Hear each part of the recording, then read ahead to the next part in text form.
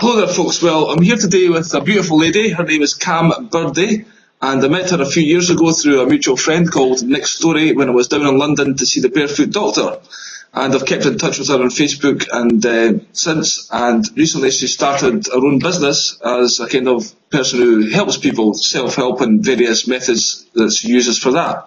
So I'm going to chat to her because I believe it's an important thing, people getting help with their problems and moving on in life, and people who can do that, to me are quite interesting. So how are you today, Cam? I'm really good, thank you today, Billy. Really good. We've had,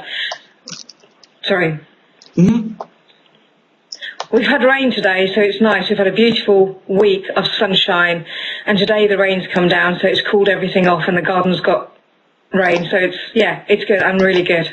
That's cool. So you've just you're in the process of moving out of one house and into another. You're on a temporary stop right now. Yeah, absolutely. We're in my in-laws at the moment. It's quite an interesting experience. We've been here a week, and like any normal person, you experience the stresses of move and the challenges and moving stuff energetically, emotionally and physically. So it was good to be here where I've actually enjoyed cooking and baking and doing family stuff, looking after my family. It's actually been really lovely having that time out to serve in a different way. Well, that's cool. I'm getting to know your soon-to-be in-laws, yeah? You're getting married soon. Absolutely. Yeah, we're getting married this year. We're actually just making lists a couple of days ago of the people that we're going to invite. I'm going to start looking at venues, etc. So yeah, getting married soon, all happening this year. That's good. Do you have a date set in mind? No, not at all. Right, We've only just moved house. Right. We've only just moved house. We've got one step at a time. Okay, that's cool. So recently you've started up a business, yeah? We'll talk a bit more into that, about your self-help, your healing venture, your business. But just to start off, can you tell us a bit about your background? Who are you? How would you describe yourself? That kind of thing. Gosh.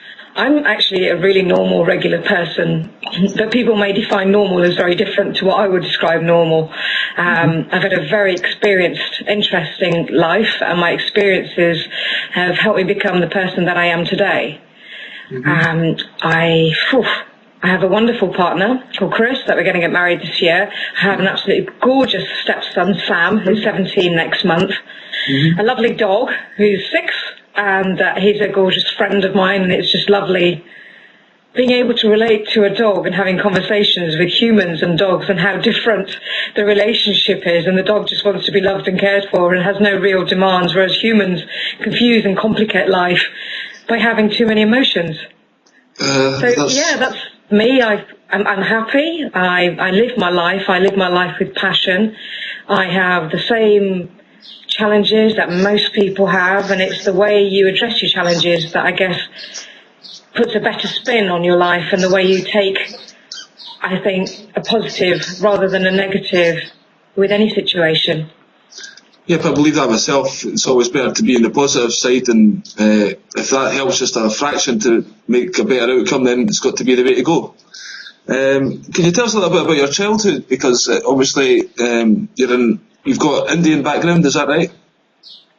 Yes, I have. I had a very interesting childhood. I'm one of 5 children, and my parents are first generation India. They came over from India in the 60s, and it must have been an incredible challenge for them coming over from India to England and experiencing racism, I expect, and differentiation, and not being in their own community.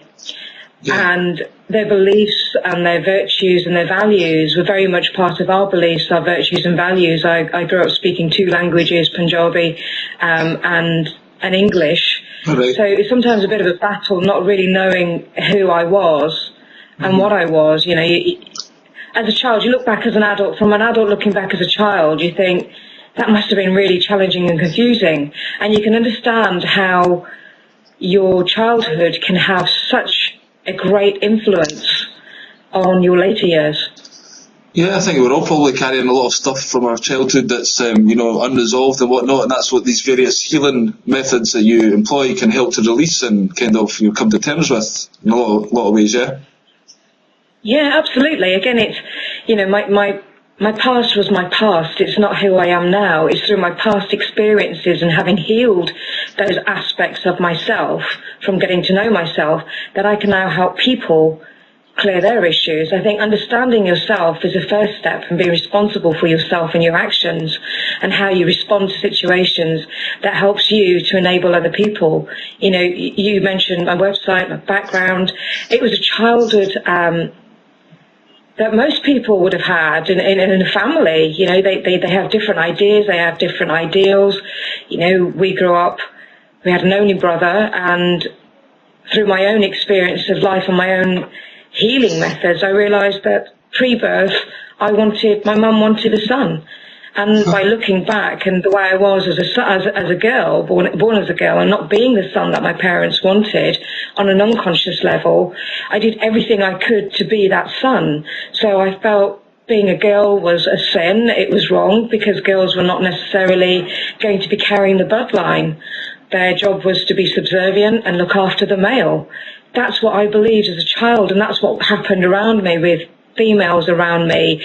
The experiences of being a girl and not honouring and not being honoured for being a female, not being honoured for being the creator in that sense of bringing new life and, the intuition, the female energy and the love and the nurturing, because it wasn't part of the reality to which my mum and my sisters were born into. So if you can imagine, all their life they've been told, you're a female, or had those belief systems of what a female is, and that's been impressed upon your child. The child's been born up into a different generation with different values and cultures, and actually in an environment where you're not just Indians and you don't have that strict upbringing, you're going to question. As a kid, as I said, through the influence of wanting to be a son, I was a tomboy. I was an absolute tomboy. I wanted to be my brother. I was going to ask, is that you naturally being a tomboy, or just you think it was your family imposing that kind of, the wanted you to be a child, so you kind of went towards that because of them? I don't think it was my family expecting it at all. It was, again, on an unconscious level, pre-birth, I wanted to be a boy. So if you look at the mindset of somebody on an unconscious, a child wanting to be accepted and wanting to be loved because you believed as a child, being a boy, you're going to get more affection and more love and more approval. I used to wear my brother's clothes. I emulated my brother. I just wanted to be, seriously, his cast-offs were what I wore. And I hated being around girls. Girls were horrible. They were really, really horrible growing up. So I used to hang out with boys more. And that was all based on my beliefs, my unconscious beliefs, and not what my family wanted. When you say hanging around girls, the girls were horrible, is that you're like Indian girlfriends and their kind of perception and the way they acted, or the girls in general in the English town you lived? Girls in general. I don't see myself as any separation in colour. I just see myself as a normal human being, and if people are going to start looking at colour, then there's going to create separation. But the girls, they were just vile. They'd pick on me. I was bullied. I was really bullied at school. Just a really crazy memory. And it's amazing how that can have an effect on you when you're growing up. If you look at it, it's absolutely mad. I was eating some beef flavoured crisps. I was probably about 6 years old, and these girls were like, oh my God, Indian girls, you can't eat beef, because Indians don't eat beef. And I was like, well, they're just crisps. And something like that created a separation, and girls would pick on me because I'd eat beef flavoured crisps. But I was always different. I wasn't like all girls. I didn't do girly stuff. I was very much connected as a child. I remember having memories and conversations with God, the Creator, or whoever it would be. I'd be my invisible friends. I remember so clearly having those conversations and being connected and not actually wanting to be alive. Couldn't handle being born in this world, being born in this lifetime. And that challenge of not being alive stayed with me well into my 20s, of not actually wanting to be here and being in that space of being with the Creator, not having to have a physical life. I think, you could say there's some kind of, you could call them old souls, these people who come into this life have had many lifetimes, and I think it's all different peoples with different, experiences in this world. and you've probably came from this. To me, for what you're doing now, it's like you've almost had a mission in this life, you know. And these high souls that come in, they have these experiences they have to go through in their youth to kind of gain the wisdom to allow them to achieve what they're supposed to do in the long run, you know. So that kind of not wanting to be here was almost like you couldn't bear the pain of this world because you've kind of come from a higher place or whatever, if you know what I mean. You know, you hit the nail right on the head, and this is where what I learned from doing, again, all the self-work that I've done. In this lifetime, I chose to forget absolutely everything. So it's been a complete new experience of learning how to walk, how to write, how to speak, how to behave. What's this? What's that? Why would you do that? Why does people... Everything was a question. Everything was a mission. And by forgetting everything and having to relearn everything and remember, and by going deep within my soul and connecting to myself, that's where I've actually gained all this wisdom. You know, I've been reading so many books for so many years. I've been reading, and I never stop reading and learning. And these books are like, well, I know that anyway. Yeah, but I remember that. That's what we did in previous lifetimes. But I didn't know that. On a conscious level, you don't know it. Yeah. So yes, it is. These experiences, it's remembering. And, you know, some of the conversations I have with people, they think, well, how do you know that? I just know. Mm-hmm. I just know. I don't know how. I just know. And I follow my intuition. It's that connection, and it's being that old soul. Mm-hmm. And having the wisdom and the experience to be able to help others from that and tapping into that universal knowledge. And it's great. Yeah, it's funny when you were talking about being bullied. I read on your website before, I automatically assumed it was boys, but I was quite surprised you said girls there. So you were bullied by girls. Was that because of your race as well? Yeah? I mean, basically, did you get any sexual harassment growing up, you know, like kind of up in your teenage years or whatever? I just think it's so hard. Well, I had racial... Yeah, carry on. So it's the racial abuse. The racial abuse was there definitely from a very, very young age. Again, you know, you're in England and people are ignorant. So therefore, you've been called a packy, you've been called all sorts of interesting names, and you're just thinking, actually, that doesn't define who I am. My colour doesn't define who I am. And then, you know, I was bullied throughout my work life. Sexual harassment, absolutely. It wasn't pleasant. You're not quite sure why people that you work with would behave in such a manner, and you don't really know what to say or what to do because you don't know whether people are going to believe you. Mm-hmm. You know, it's happening to me again. It's happening, and I'm questioning why did they say that? Why did that actually happen? And you don't know who to approach because, one, you may be penalised and ostracised for actually making a complaint in the first place. And two, I worked in a male-dominated industry. I worked in construction. Mm-hmm. And so people were great. I enjoyed my career. But the sheer ignorance and people believing that they can speak to you in a way that they feel is fit. No. And again, you know, women standing up for themselves, well, you don't go around flaunting yourself and saying, hello, excuse me, why don't you chuck sexual harassment at me? You're just living a normal life, you know. I didn't go out looking for any of this. But again, it was all part of the experience, and it was unpleasant. It made you question yourself. You lose your self-esteem. You're not quite sure whether you want to be going out with these people and being in direct conversation with these people because you just don't know what's going to come next. Yeah. It was horrible.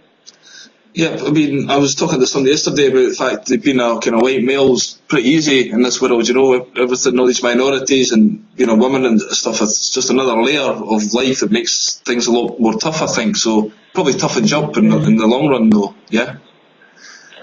It really did. It really made me hone into boundaries and speaking my truth.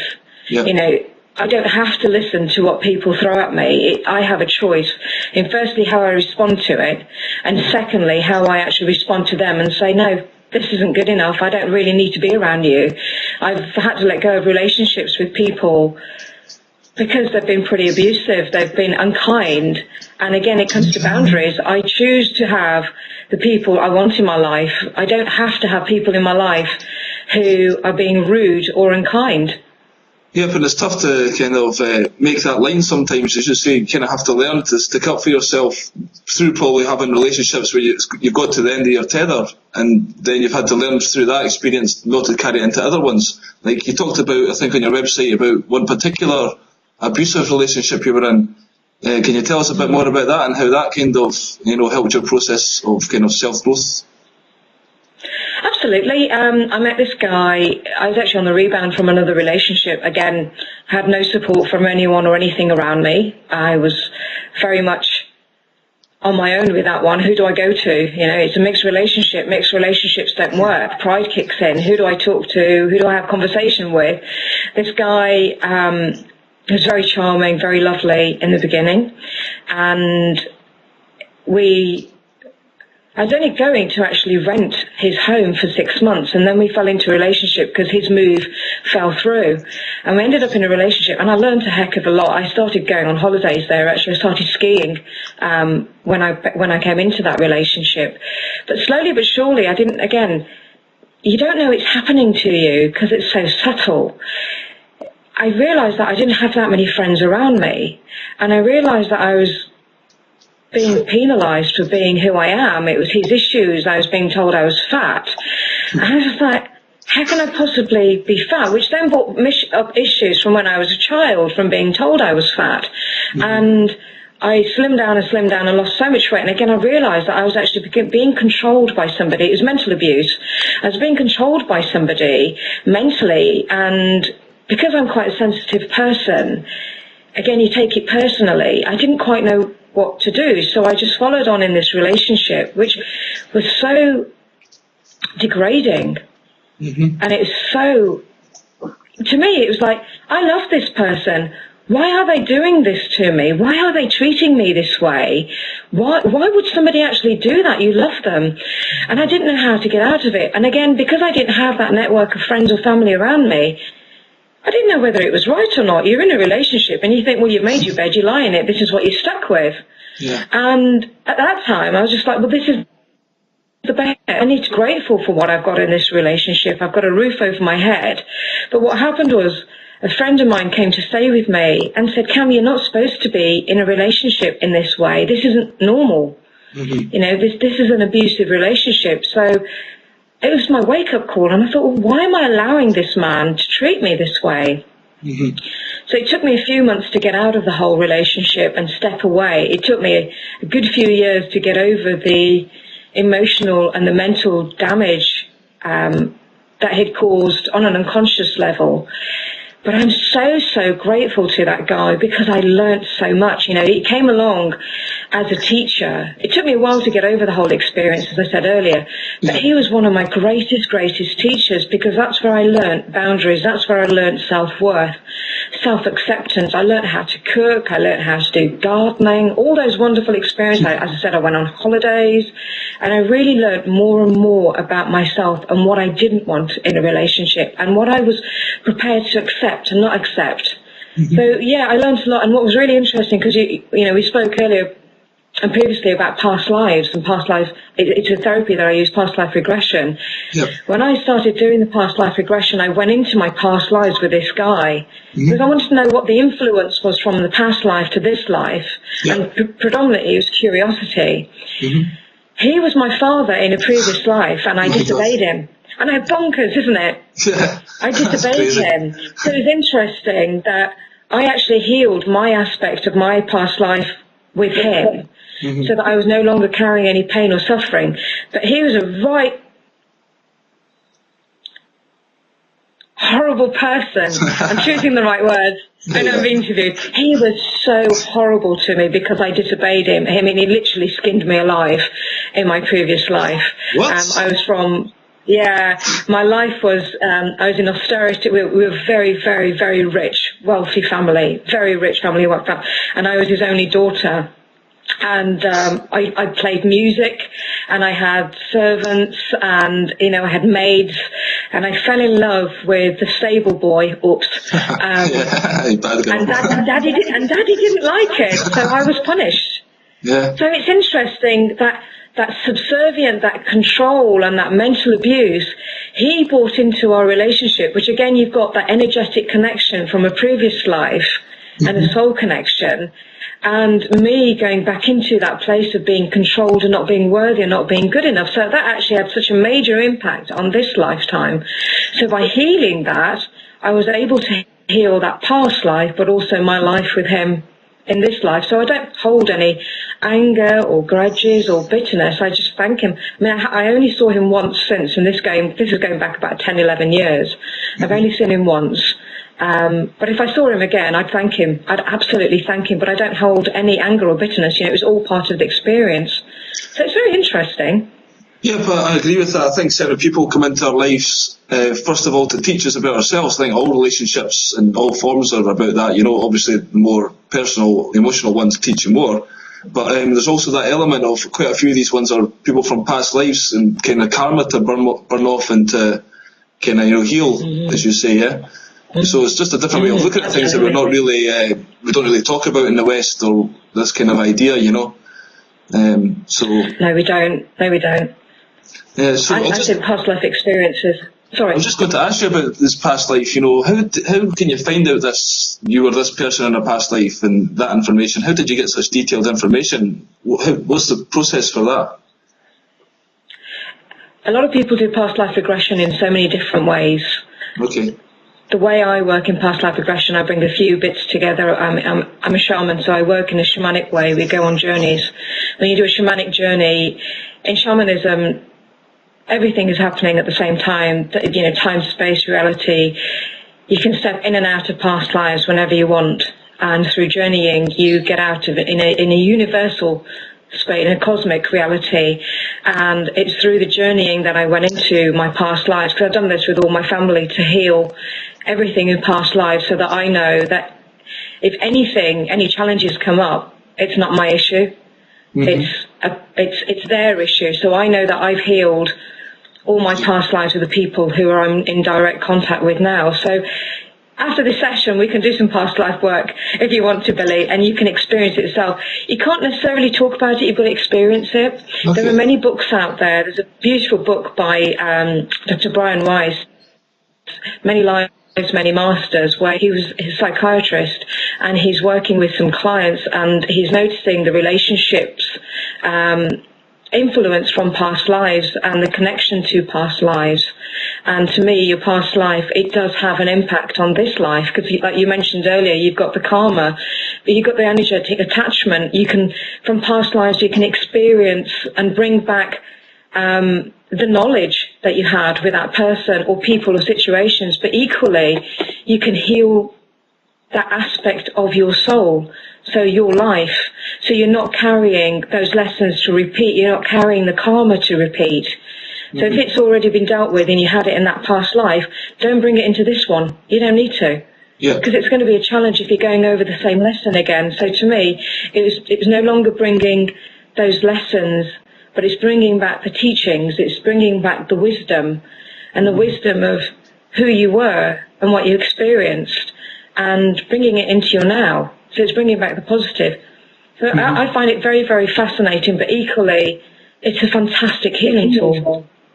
Yeah, I never really thought of it as a healing tool in that way. I just thought of it as a bit of interest, I wonder what I'd done, but now that you've explained it a bit more, it does make more sense, just who we were and the kind of, like I was talking to somebody once a psychic who said that this particular girl I was seeing, basically in the past 2 previous lives, that I'd always been keen on her and she'd always refused me, and now it's up to me to kind of walk away from her to kind of make her realise in the next life, after this one, that not to let me go, kind of thing.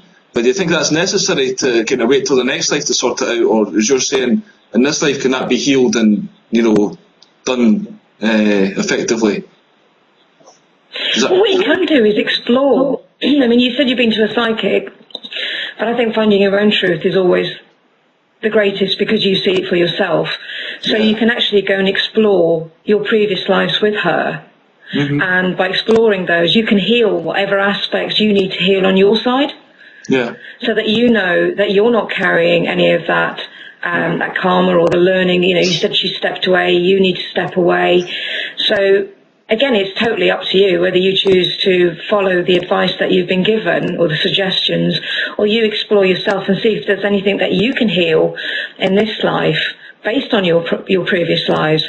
Because personally, for me, yeah, curiosity would kick in, but I'd rather heal my aspect of myself now and whatever happened in the relationships, so that that's not being carried off in this life, so that at least you know that you're true and authentic to yourself.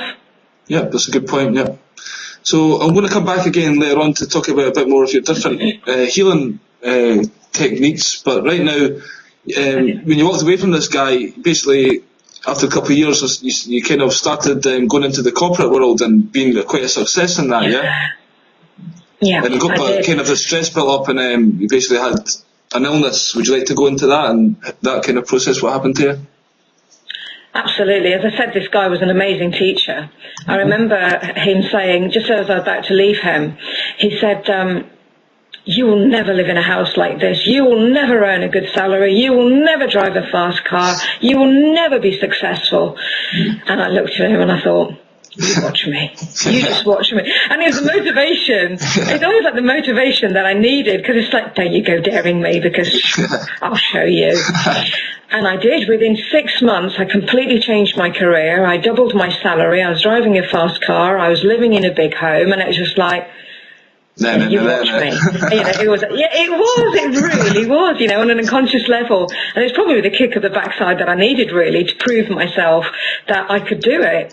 And yeah, so I got myself quite an executive role, and I was living the high life, and I lived for my work. I absolutely lived to work. Everything, my work was my everything, because I thought, this is it. This is my life. This is what I'm about.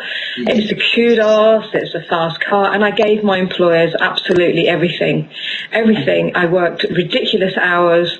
The area I covered were 20 counties, really, that I covered. And I just did what I felt was right, and I did it my way. I'm very much of doing it my way, and I'm very much a leader rather than a follower. I find new ways and new ideas to do stuff, and it works for me. And again, I mentioned earlier, it's about being authentic and true to yourself. So I worked stupid hours. You know, I was working 80, 90 hours a week. It'd be on a Friday evening, and I'm checking emails, and I'm thinking, hold on. What am I doing checking emails on a Friday evening? I should be out with my mates, you know, weekends, emails, work.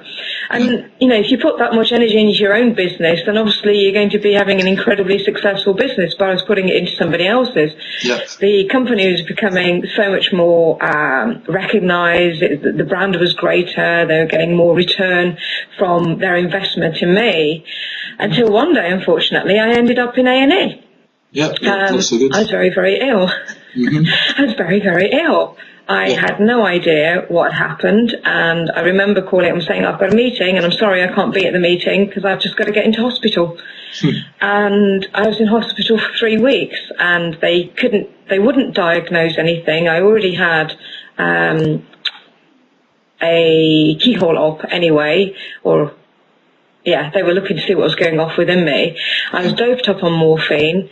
And as it transpired, 3 weeks, as I called the Big Brother house in this hospital, I realised, because I was so much drugged up on morphine, you can't have conversation with anybody, nobody's listening to you, you're in a hospital bed.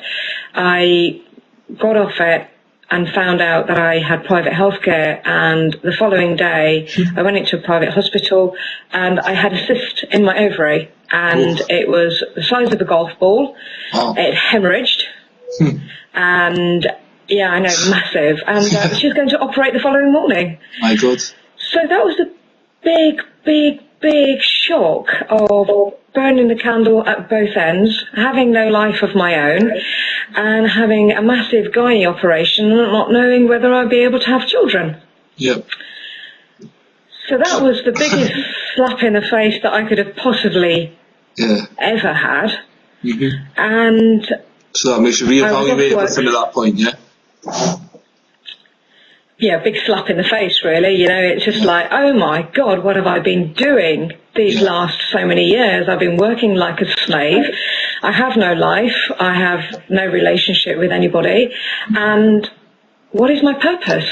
So while I was in hospital, I was bought a book by the Barefoot Doctor. It was 108 Blessings. And that kind of got me thinking, what is my life all about? I was off work for 3 months. My body couldn't cope. Had a massive operation. The trauma of the operation really knocked me for six. Actually, being off work and looking for my purpose was what was transpiring during these 3 months. So I started reading more. I started questioning my life and evaluating what my purpose was and what I was doing and why I was on the planet. And I went on a Tai Chi retreat with Barefoot Doctor. And at the time, it was an amazing experience. We were in Spain. I was on 24 tablets a day just to keep me going. I know, and a TENS machine. Oh, God. And I could hardly walk. You know, to walk 100 meters without a walking stick was a challenge. Wow. And we were doing the Tai Chi out there. The waters were beautiful. The people were beautiful. And by the end of the week, I was running. I was actually running. God's sake. And I was on 6 tablets by the time I left.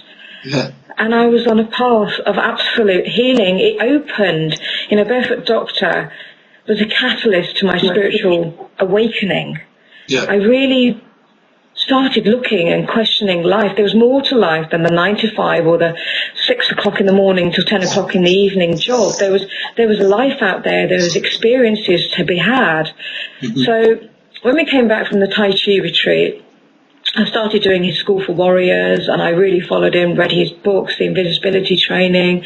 I started looking into Reiki training, and I became more aware.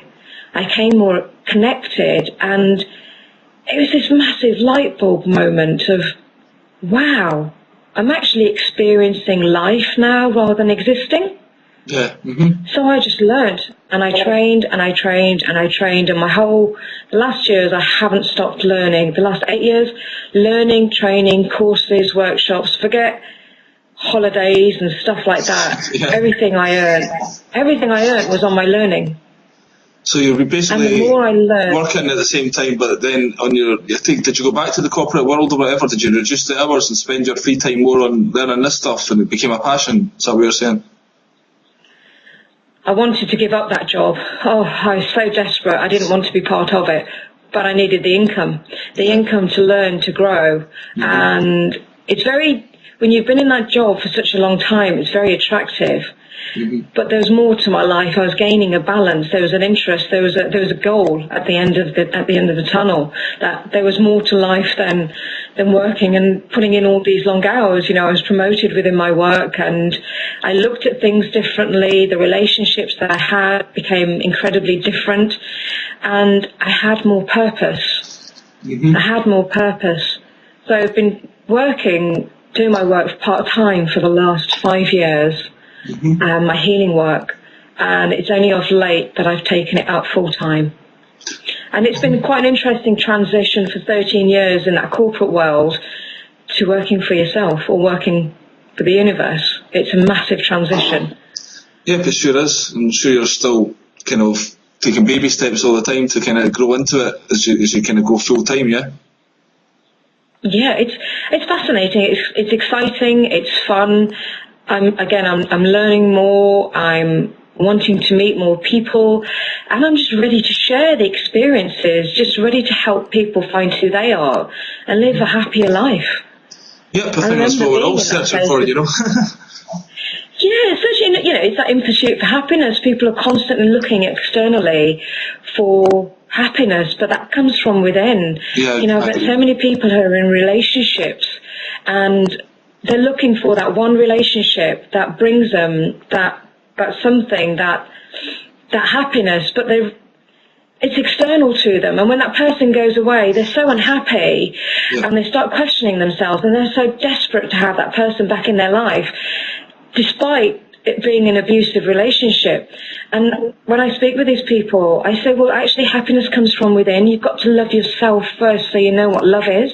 And when your happiness is external to you and it goes away, well, then the happiness is gone. Yep. But when you're happy within you, then the happiness will always stay within you as an individual.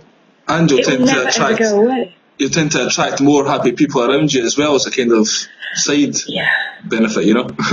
You're putting out that energy. Well, again, it's what you're projecting. It's what you're projecting energetically. If you're desperately wanting a relationship, it's almost written on your forehead. Yeah. I'm desperate, and everything is energy, and people can sense that. Yeah, everything is energy, and everyone wants to be part of. Everyone's in such a rush to be whatever they want to be, and they're always seeking for something. But if I can just share, whatever you're seeking is seeking you. You know, that's something that Rumi said. But it's all inside you. Whatever you're looking for is within you. Connect with your heart. Connect with who you are. Find yourself as an individual. Yep. And it's going through all the work of all the, everything you said about my website, and the blame and the victim and all of that. That's who I was. They were my beliefs, based on other people's beliefs, based on what I was taught and what I learned. But by going within myself and doing all the learning and the training and the self-healing, I am no longer that victim. I am no longer those beliefs. I am no longer the other people's truth. And I think when you start going on that journey and that pathway of seeking yourself and finding your truth, you realize that you're not actually influenced by other people's decisions and ways. Yeah. And you become true and authentic with who you are. And facing the shadow self, all these things that we kind of run away from, our fears and insecurities and stuff, turning around and basically dealing with them. I think you've got to look at every aspect of yourself.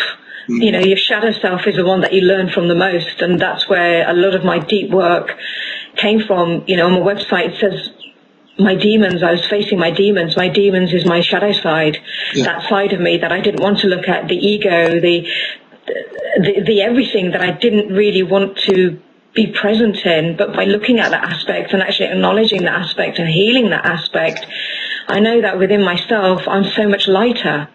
I don't have that darkness of the shadow side. I'm in a lighter place, and I feel on an energetic level much lighter as an individual. We are light. Yeah. So why carry that crap? Why carry all those traumas? It's unnecessary. Yep. So you moved from the corporate world and you're now full time in the business. You've got this really beautiful website with lots of great testimonials on there for the work you've been doing in the past 5 years. I'd just like you to go into the different methods of healing that you've studied and that you help people with. The techniques. Well, past life regression we've already spoken about. Yep. So hypnosis is used to work with the unconscious mind to release negative behaviours, belief systems, and bring in the positive, reconnecting to who you are. Because in the unconscious mind, that is your central hub. Whatever goes off in the unconscious mind is what happens in your day-to-day life. That's what you're influenced by. So if you've got sabotage programs or you've got influences that are negative, they're going to lead your every move effectively. And that goes on unnoticed. So it's changing behaviours and putting in new suggestions of positive behaviours, of positive beliefs and positive ways of being. And it's very, very effective. And then there's the energy work, there's Reiki and the shamanic work. Well, Reiki is universal life force energy. And the way I work with Reiki and shamanic work is being connected on a cosmic level. The shamanic learning and the path that I live and walk now, which is my truth, has really brought all the therapies and all the learning that I've had together. It's been connected to this world and all the other worlds. It's been connected on a cosmic level. It's really allowed me to become aware and awake and alive, really being here and now in the present and looking at how everything influences everything. And the way you are as an individual energetically, how you project yourself, how you present yourself is sensed by people.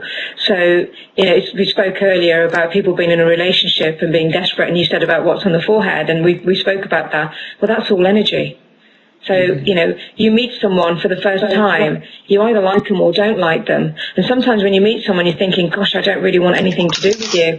Well, it's looking at what's going off energetically. We all sense each other's energy. So very simply, we go to the supermarket and we're really happy and joyful, and we come out feeling really, really miserable. Well, you've picked up anyone else's energy. Yep. And what I say to people is just put a bubble around yourself so that you're not affected by other people's energetic levels. You know, have an argument with somebody and this dialogue's going off and you're both chucking stuff at each other. Well, words are energy. And that energy, it clings. It sticks to places. So, you know, you feel crap. And, you know, your home, your room and all that sort of stuff, the places are full of energy. It's like going into an old church and you can sense things. It's all energy. So I connect with people on a very, very deep level, if they want the deep work. And the NLP, again, it's reframing words. As an example, oh my God, somebody would be saying, I drove 4 hours to get to XYZ place, and I'm so exhausted, and now I've got a day's work to do, and I've got all this, and they can look at it on a negative, okay? I change that to, oh my God, how amazing, you've driven 4 hours and you're going to do a full day's work. Gosh, you must be full of beans. It's just changing your terminology and changing the mindset. So I'm very much working with people, getting to know them, getting to know influences, different therapies, to determine what would work for each person. So you basically got like a little tool bag basically of stuff you can do when you talk to the person. You figure out which is the best one for that person, or the best 2 or 3. Absolutely, because you know it could be that when you're working with somebody, the issue that they came with isn't actually the real issue. And when you go deeper, you find out the real issue, the underlying issue that affects whatever behaviour they want to change. You know, we're all different, we're all unique, and I think it's important to have a toolbox of different therapies and different tools to be able to offer the best solution to the client. And equally, I don't wave a magic wand. You know, people have been carrying their stuff for so many years. I'd love to be able to wave a magic wand and say, right, that's it, one session, you're done. Yeah. Yeah, absolutely. But they've been carrying this stuff. And like I say, when you start going, you know, we're all like onions. When you start peeling back the layers, you find something else, and then you find something else, and then you find something else. Yeah. And when you start clearing that stuff, you recognise all the stuff that's been hiding. And it's that stuff that we tend to uncover. I just wanted to ask you briefly about the shamanic healing in particular. You went to South America, was it Peru or Brazil? I went to Peru. I've seen some pictures on Facebook and you look like you were having a great time. What did you do there? Did you do any ayahuasca there, or what was the particular point of that trip? The shamanic journey, I'd been studying shamanism here in England for a few years on a very, very deep training course where we learned many, many different healing modalities through it. So soul retrieval, psychic pomp, all sorts of wonderful therapies. And during my work here, I was given, on a vision quest, let's say, I was given a message that I'm going to be going to South America to work with the indigenous peoples. And I said, okay, I put it out there to the universe and said, okay, I want to go to South America, wherever it's going to be. And I have this calling. I tend to follow my intuition a lot. So when it came up that there was going to be a convergence to South America, my palpitations going off like, boom, boom, I'm going. And bless him, Chris was like, oh, well, I want to go. And I said, yeah, right, you can go. I said, but I'm going. And I was very much in my path and my truth of, oh my goodness me, this has happened. So we went for the journey, went for the healing, went for the meditation, and went for the ceremonies. Now, I didn't know what to expect. I didn't know what was going to happen. We had a particular diet before we went over. And to me, working with the medicine, because it is medicine, of course, yeah, was to gain a deeper understanding of myself, my purpose. And the medicine is the mother of all medicines. It's the medicine. It's Gaia to me. And my experiences were absolutely amazing. Again, it heals on such a deep, deep level. In a lot of people. Yep, it knows what your body needs at that particular time. kind of thing, and knows what to kind of, bring out of you and bring to the light so you can purge it out of you, yeah? To me, it really helped me further connect to my feminine self. Okay. Really honour my divinity, being a female, and connecting to that feminine energy, because remember, I worked in the corporate world, and that was incredibly masculine. So you emulate the masculine energy, and from being a kid, I was a tomboy. So by really connecting to my vulnerability, which was being a female, but being strong in being a female, and bringing that nurturing, loving side, and the intuition and the care, and it was absolutely phenomenal. It was beautiful. I met some amazing, amazing people who were on their own journeys. I was doing healings for people out there while I was actually out there. I was doing my own healings on people to help them move forwards. And the centre there is to help people. Yeah. When you're looking, in when this you're day and looking age, for answers. Yeah. Carry on. When you're looking for answers, something I read the other day about meditation. Sometimes Google hasn't all the answers. People Google it, everything. They Google everything. And when you meditate, when you go within yourself, to me, it is intuitive. I followed my instinct. I followed my heart, and I knew I needed to be there. So I went, and we'll go again. It's going to happen again anyway. I love the people out there, and whatever will transpire will transpire. I'm totally open. It just made me so much more aware, so much more cosmically connected to everything energetically around me. Not just, it's not just planet Earth. It's not just the physical humans. It's been connected to nature. It's been connected to the sea. It's been connected to all of the elements, the past lives and the ancestors. And I think the learning from the indigenous people is priceless. Yep. It's priceless. It's getting more and more priceless in this day and age. I think it's highly valuable, and basically it's essential for people. It's not essential, but it's a great tool for people to clear out all this crap. We said we're bodies of light. I've took the medicine 13 times, and I definitely notice the difference in myself now than before it. It's kind of all those patterns of stress and thoughts that we carry around with us. It seems to be existing on a much lighter vibration after taking that, because when you go through lots of stuff, you kind of accumulate it in your etheric body or whatever. And to me, anyway, it helped kind of clear out lots of crap. Then you go and build some more up, So that's why it helps to take it every so often, I guess. Well, again, it's recognizing that is a medicine, and it will go wherever it needs to go, and it will heal whatever it needs to heal. It's trusting and surrendering to the medicine, and knowing that, the plant kingdom has been here a lot longer than the humans have been here. The knowledge and the wisdom, Mother Earth, the knowledge and the wisdom that lies within the earth, and the vibrations of the plants, and the vibrations of the rocks and the crystals. Humans cannot just attain that by picking it up. They have to be connected to it on an energetic level and learn from it. You look at a garden, and I share this with some of my clients and my students. You look at a garden, you plant a garden, and you've got all these lovely plants next to each other. They're not nudging each other and saying, "Oh, hold on, I'm here first. This is my plot of land. You can't be here. I want to get there first." They live in perfect harmony. It rains, it snows, the sun's shining, the wind blows. They don't whinge, they don't moan, they just get on with it. And they grow into beautiful, beautiful flowers or plants. If only humans would learn from that. Yep. We're all connected. Yep. I think humans have got another challenge with certain demonic entities trying to parasite on us and stuff like that, but that's probably a talk for another time, Yeah, absolutely. Absolutely. So there's something called, we talked briefly before one time about TFT, this tapping thing, yeah? And there's EFT as well. Yeah. Do you ever use that? I do. Well, there are a lot of other modalities that I'm trained into that I haven't put onto the website because you can't put everything on. Okay.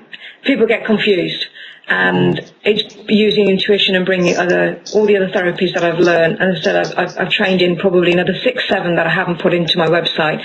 So EFT's emotional freedom technique is about tapping into certain meridian points around the body, and it's releasing emotional trauma. So when people tend to, let's say, have an argument, they tense up. Well, that's all energy. Mm-hmm. So that tension, that energy is still trapped within the body, but when you tap on certain meridian points, you can release that. And EFT is what I'm trained into. But TFT, I haven't trained, but I do use it. When I had an interview a few months ago with BBC Radio Leicester, I was told on the Friday I had an interview, and Monday was the interview, and had the phone call, and I started feeling quite anxious, and I'm thinking, wow, where's this come from? What's actually going off here? So I contacted my mentor, Gabriella, and said, look, I need to get rid of this. I've got an interview on Monday. Help. So can you? And she practices TFT, which is thought field therapy. Okay. You actually go into the thought energetically to release the trauma. So you've gone on a much deeper level, and it connected me to a memory of being a 5-year-old and not being good enough. Okay. So having that radio interview, it's amazing how this impression of, a 5-year-old to speak her truth, really, to find always being told to shut up, always being told you're not good enough, how that had a profound effect later on in life. Jeepers, if I'd healed all of that years ago, then I'd be in a completely different place, but then I wouldn't have had the experience. Yeah. So that had stopped me from speaking my truth. So by using TFT and going into the deeper memory of what was going off on an energetic level, I was able to release that. And it was pretty amazing. So, if you want to experience it, then I know Gabriella Birdee, she's trained it. Quite a few people are trained into it. It's not something that I want to learn personally, because I could spend the rest of my life training more and more and not actually doing. Yeah. So I'd rather do than train more. I've got enough tools, and there are other therapists that people can work with. Mm-hmm. But it's an amazing tool. Mm-hmm. You say some of your expertise on your website. Your expertise is like in helping people with stress and public speaking and finding their purpose. Yeah. Absolutely. Would you like to go into that a little bit? Tell us about that. Yeah. Absolutely. Well, stress, having experienced stress, it's not something you buy for a supermarket shelf. It happens, you experience it, and people experience stress in so many different levels. And if a person is stressed, you guarantee the people within their environment will also feel that stress. Yeah, definitely. And I'm sure if you've been around somebody who's stressed, you can feel all this energy going off around you. Well, that will affect people. So what I do is I work with people and try and understand what's influencing their stress levels, what stress looks like for them, and we get down to the bottom of it and actually help them release the stress, understand the patterns that are going off within them to be in control of the stress so they don't feel so stressed, and releasing the influences of the stress as well. Mm-hmm. And then public speaking, it's about speaking your truth as well. Going to an interview, making a presentation, doing an interview like we're doing now, is being able to use your voice. A lot of people don't speak their truth. They suppress their feelings and their emotions, and they don't know how to express themselves. They just shove it under the carpet. Yep. So public speaking is being confident. It's having the self-esteem. It's having the self-belief to know that whatever you've got to say, someone will listen to it. And again, these are all issues that I've had in the past. Mm-hmm. So you've got to hone in on something. This isn't public speaking necessarily on a stage then. It's basically wherever you are in public, being true to yourself and having the courage to speak what's on your mind without, being brazen about it, but just being secure in yourself to know yourself to do that. It's both, Billy. It's both. It's knowing yourself, speaking your truth, and being comfortable expressing yourself, but also speaking on a stage. I'm putting together training modules to help people be on stage, whether it's public speaking on a stage, whether it's doing an interview, whether it's doing a presentation in front of a group of people presenting your product. I help people train so they know how to stand, their posture in expressing themselves and actually engaging with an audience. I've been to breakfast meetings in the past where people are falling asleep because they're just so not engaged with the speaker because the person hasn't been trained in that way. So it's both of them. Okay. It's both aspects, you know, speaking your truth as an individual, but also being able to be comfortable to speak on stage within people and groups and being able to express what you've got to say. And then you said happiness or finding your purpose. That again comes to finding who you are. What is it that makes you tick? You know, what is it that really, really brings you to life? What are you passionate about? Are you doing your job because you need to earn an income and you want to pay bills? Or are you doing your job because you absolutely love it and you're serving and you're giving something back? So having been in the role of having a job because I had to pay the bills, to actually doing a job where it's rewarding, it's fulfilling, I'm giving something back to the world. It's helping people finding that true happiness within who they are and living a life with purpose rather than living a life just for existing. I think that's important what you said. I think it's important what you said there about finding your purpose is. It's not just that your purpose for you, it's actually, I think everyone's higher purpose involves helping others in some way or some kind of service to others, you know? I think that's... Absolutely, it really is. Well, again, you can have a life of existence, paying bills, doing a job that you absolutely hate, or you can go out there and do something that you love, whether that's serving in a supermarket, whether that's collecting bills, whether that's gardening, whether that's cooking lovely food, whether that's being a mother, father, whatever it may be. When you're in that space of being in your purpose, you're only going to be expressing joy. You've got no one to whinge about, you've got nothing to complain about, and you're actually a lot happier. So it comes back to happiness. That in itself basically helps other people, you know, if you're sending out good energy, that's all you need at the end of the day. Well, yeah, you're happy, so therefore everything around you is going to be happy. And basically on your website you kind of stress the importance of love and all that you do. Can you kind of go into that a bit more, what you mean by love exactly in these kind of aspects? Well, love is an experience, and to me, again, it comes to loving yourself, your aspect of you as an individual. If you don't love every aspect of yourself, then you're almost open to the people picking faults at you. Does that make sense? So it's loving you and loving who you are as an individual, not ego-based love, love as you being connected to everything, being in your heart center, feeling that joy, that passion for life, for living, for loving. And when you're in that heart-centered place, when you come from the heart, everything in truth and essence is love, and everything is so much easier. You know, we talk about the creator is love. And when you're in that place of pure unconditional love, it's like being with a baby. A baby will look at you and they just love you. You can feel it, can't you? It's just that love. And when you're in that space of love, you're so much lighter, you're so much happier, you're so much more joyful. And when you're connecting with people, everything's easy.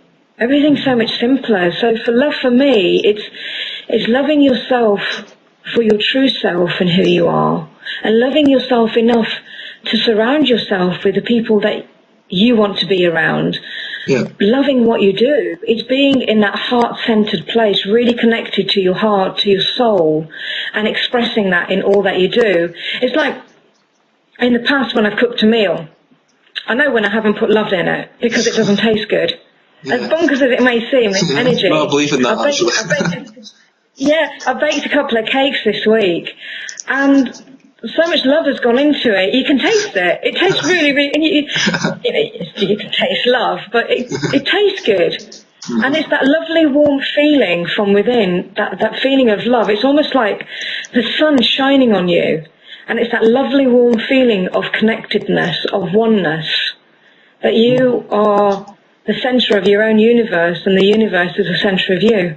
And it's just lovely. Well, that was beautifully said.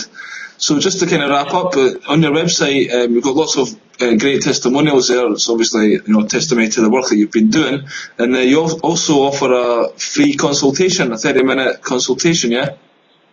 Yes, I do. Just so people can kind of get a feel for you and decide if they want to take it further, yeah? Well, the 30-minute consultation is for us to build up a rapport. I'm working with people on a very deep level. A lot of personal stuff is going off, and they need to be able to trust me, and I need to be able to trust them. We build a rapport. We talk about the therapies. We talk about what's going off within them. We use a few techniques to see whether it's right for them, because it might not be right for them. And through that 30 minutes, they will engage and understand, say, okay, this is where I want to go, and this is what I want to use, and then we ascertain which therapies we're going to use. So again, it's connecting where the person is, what they want to change, what they want to heal, building that relationship of trust, and taking it to the next step. Opening up yourself to another person is quite a brave thing to do. Yeah. So how can people get in contact with you? You want to give us your web address and any other way they could do that? Yeah, absolutely. They can get in touch through my website, www.cambirdee.com. www.cambirdee.com. You can find me on Twitter, Birdee, Skype, Flower of Life. And you just go onto the website, you've got all my contact details, and download your free Positivity and Abundance MP3 as well. Yep. There's an MP3 on there just to help people download, to feel more positive and happier in life, really. Just connect, give me a call, get on the mobile, Skype. There's so many different ways of talking to people. I'd love to work with people. My job here, my purpose is to help people really connect to their hearts and be a lot happier to create a better life for everybody. And I love it. That's brilliant. I certainly admire the path that you've been on and overcoming all these difficulties and hardships, and what you're putting into the world right now. I think you're somebody to be admired, and appreciate the loving you put out into the universe. So keep on, yeah. Oh, absolutely, Billy. I love what I do. As I said, I'm a normal person, and through the experiences, I've become to be who I am today. I'm not my past. I'm not my beliefs. I'm not the blame. I'm not the victim. I like being. I love my life. I love being with people.